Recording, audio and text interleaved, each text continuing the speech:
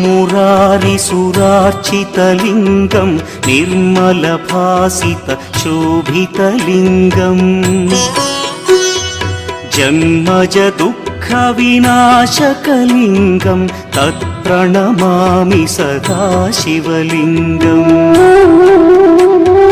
देवमुनिप्रवरार्चितलिङ्गं कामदहन करुणाकरलिङ्गम्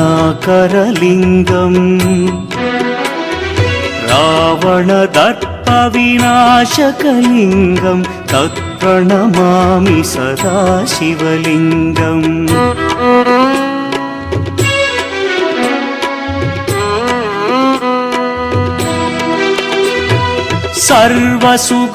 सर्वसुगन्धसुलेपित